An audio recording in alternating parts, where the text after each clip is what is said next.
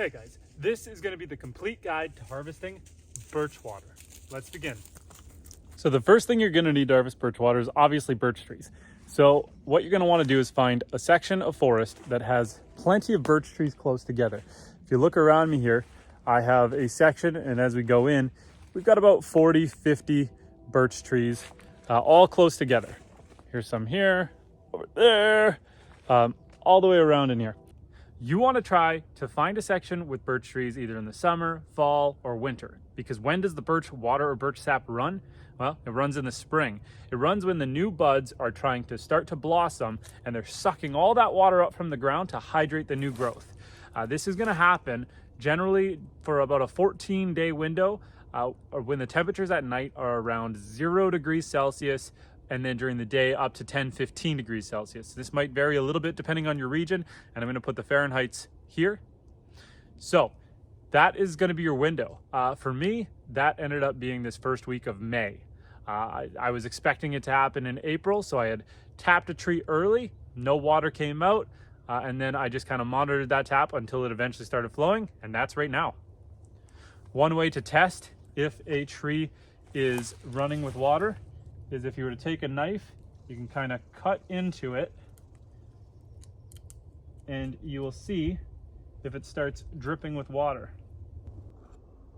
So here you can see from that cut right there, we know we got water. Why harvest birch water? Well, it's naturally filtered, ready to drink straight from the tree. And then it's also packed full of nutrients. It's got potassium, manganese, magnesium. For a full list, check here. In other words, it's just good for you and it's fun to do. It's something you can do with the kids. It's something you can do with your wife. It's something you can do with your friends. It's just a fun outdoors activity. It's another reason to get you out in the outdoors. Now, what I did was I ordered 24 taps and hoses and 24 bottles. You'll see pictures of people using buckets. I went with bottles because I know I got lots of deer and lots of bird in here. And I thought if I hung buckets and they were collecting 2, 3, 4 liters of fresh water, animals are gonna come out here and they're gonna try to drink it. And that's not very sanitary. I want it to be ready to drink right out of the tree. We are gonna show you how to process it as well at the end of the video for preservation wise. Birch water coming out of the tree, because it's full of sugars, it is only good in the fridge for about 3 to 5 days as it starts to ferment. So there's a couple different ways you could pasteurize it and preserve it for longer. We're gonna go towards the end of the video and you'll see how we do that. But let's talk about the actual harvesting. I'm going to start by putting the hose in the bottle and then getting a rough measurement to see where it's going to line up on the tree. And then we are going to take a drill bit the same diameter as the spigot, and we're just going to drill a hole into the tree. Once that's done, we're just going to line up our bottle and our spigot. We're going to take a rubber mallet so that we don't break the spigot and just give it a good, firm, gentle tap in there. And then we can get our bottle set up. Now there's 2 ways to do this. One is to dig a hole and place the bottle into the hole, or to use some flagging tape to tie it down. Here's an example where I just dug a little hole, stuffed the bottle firmly in at the base of the tree, and then I just let friction hold it in place. And here are some examples of somewhere I use some flagging tape. And the nice thing with the flagging tape is it also helps you mark the trees in the harder to spot areas. And here's a close-up on drilling and tapping the tree. And you're going to see as I drill that the water automatically starts running there. That's another good sign that you found a nice tree that has good moisture. Sometimes it's slower to come out than others, sometimes quicker. And so we're just going to gently place that spigot in. And then I am going to grab my mallet and I'm just going to tap it. And you're already seeing the moisture coming out of the tree. That's what we want to see.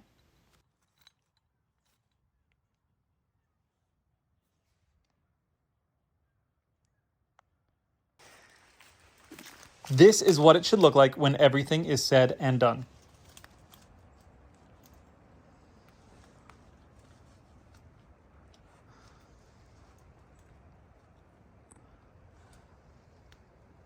Don't be too concerned if yours doesn't come out like the Niagara Falls like this one.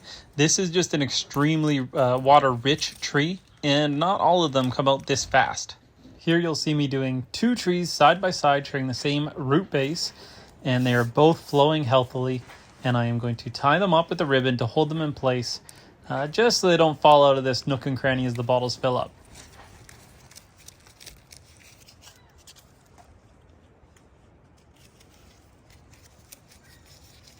It can take 2 to 12 hours to fill a bottle. This took only 2 hours, and then what I'm doing is I'm transferring it into a bigger jug so that I can then put the bottle back into the spigot and keep harvesting. And so I just keep going back and forth as the bottles get full, transferring them into 4-liter jugs that I can then later process and freeze, and I'll show you that at the end of the video. And then we just put the hose back in and we keep going. By leaving the taps in and resetting the bottles each time and just emptying them into larger containers, I was able to get about 50 liters over the last 3 days. So this is all I'm doing. I'm just pouring it into a bigger jug, putting the hose back in. I'll come back in a few hours and check it. And while you're out here looking at all these birch trees, it's good to keep an eye open for chaga. This is some young chaga, so I'm not going to harvest it. Chaga is best harvested in the fall or winter, but that's something to go over in a different video closer to that season. But here's a nice little nugget of chaga. Once we're done harvesting our birch water, we can remove our hose, and here is a full bottle. The outside of the bottle is a little dirty just because I had it stuffed in this hole right here to hold it up. But the inside, clean, pure, ready to drink birch water. Now, we don't want to leave this exposed hole in the tree when we pull our tap out. Insects and disease can easily access this hole, and we don't want to cause that. So we're going to pull our tap out just like that. We'll set it aside, keep it nice and clean. And then we're going to want to grab a branch of roughly the same diameter as that tap. And I just cut a little piece off of it. I'm going to take my knife and I'm just going to scrape the bark off of it. We want to make sure we're pulling off a branch off of a healthy tree. So we'll just peel the bark off. And then I'm just going to carve it down to get it to the right diameter so it fits nicely in the hole.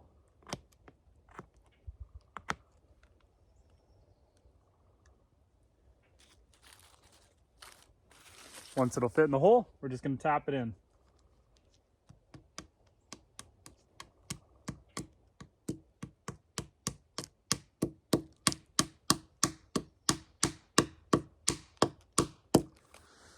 There we go. So that's going to seal off that hole, stop it from continuing to drain the water, and it's going to protect it from bugs and disease. Tapping trees isn't harmful to the tree as long as you're doing it sparingly. We still need to send that nutrients up. So you don't want to put more than 2 spigots on a tree.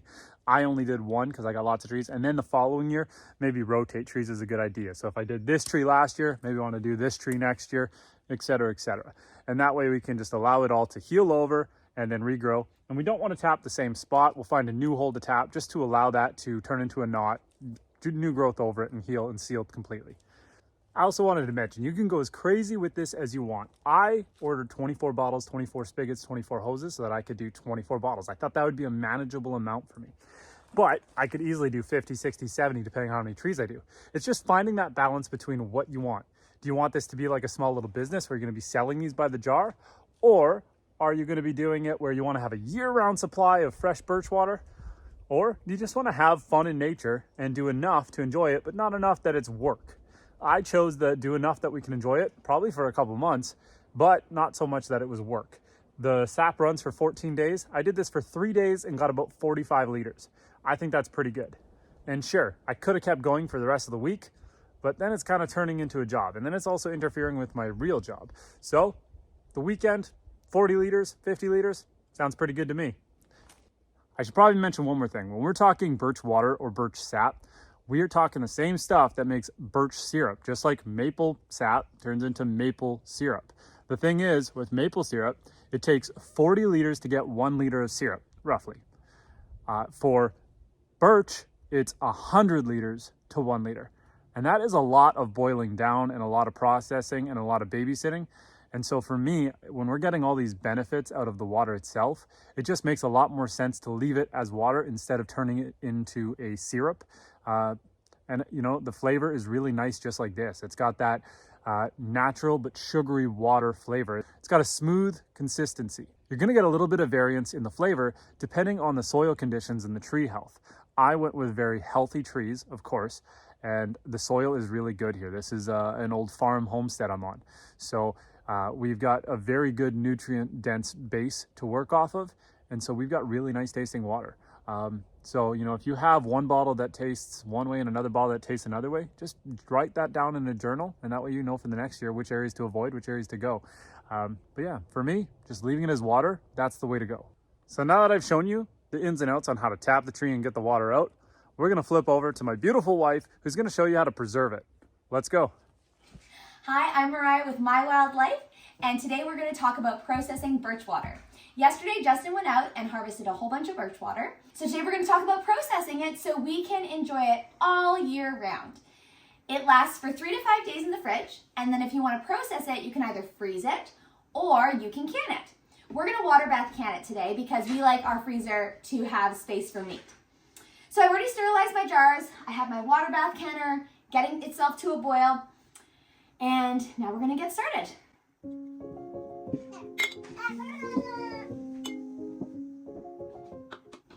I'm gonna take my birch water, woo, that was exciting.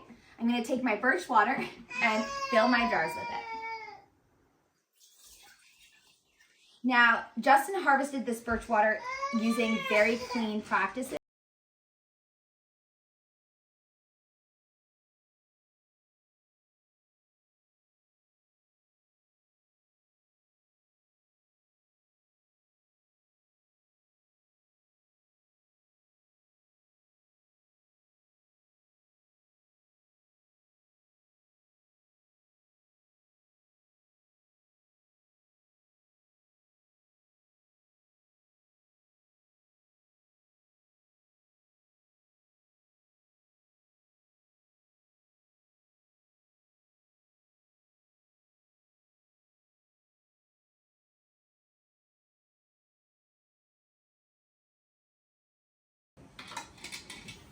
So now I'm going to put my sterilized lids on my jars.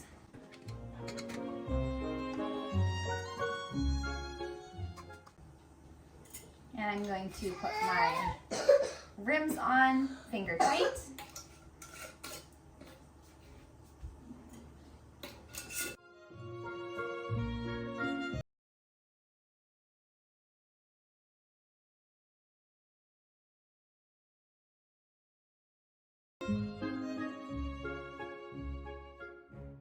So we've got, they all have their stuff on them. So now we are going to bring our cans and put them over in the water bath canner. We are going to water bath can them for 15 minutes.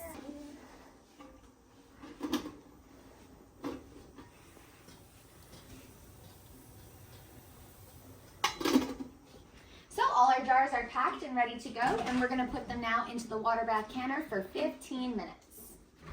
Now, 1, 2, go.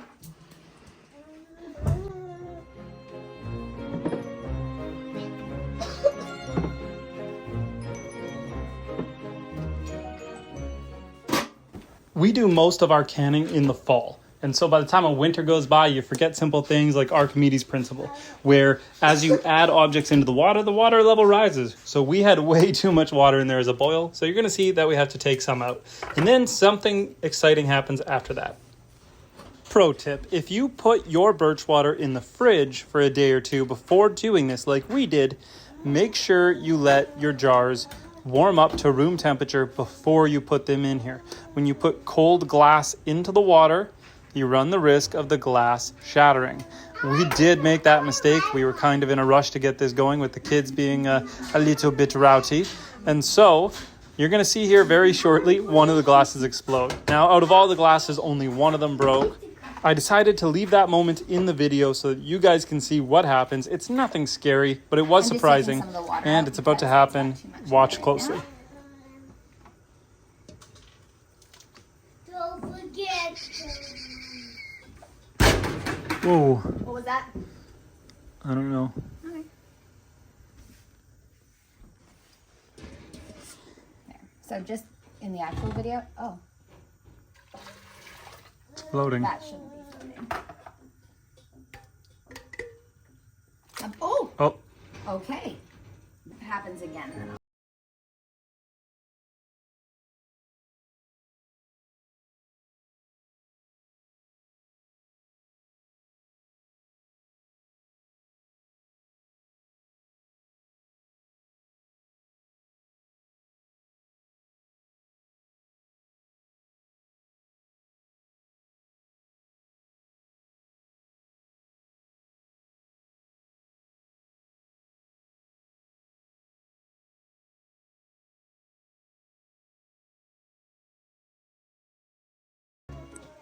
You want to have 1 to 2 inches of water above your jar lids. You also aren't going to start your timer until the water returns to a boil. So once the water returns to a boil, I'm going to set my timer for 15 minutes, and after 15 minutes, we will come back.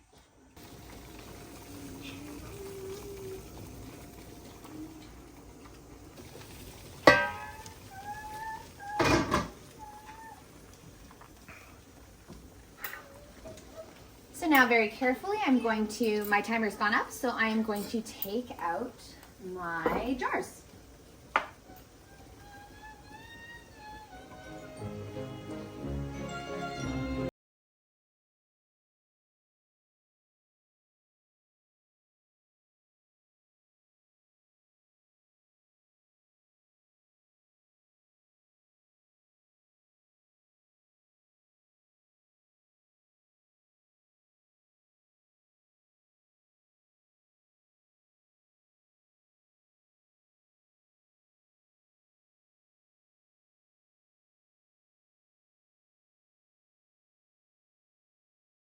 I'm going to let them sit for 12 to 24 hours, and then I'm going to remove their bands and make sure they are sealed.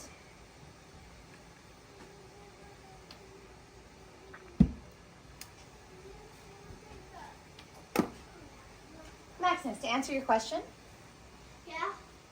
you're wondering why steam is coming off of them? Yeah. Because they're very, very hot. They just came out of boiling water for 15 minutes. Yeah. And there you have it, a nice, clear, refreshing glass of birch water, straight from nature. Thanks for watching, guys. If you have any questions, make sure to leave a comment down below, like, subscribe, and check back for more awesome content.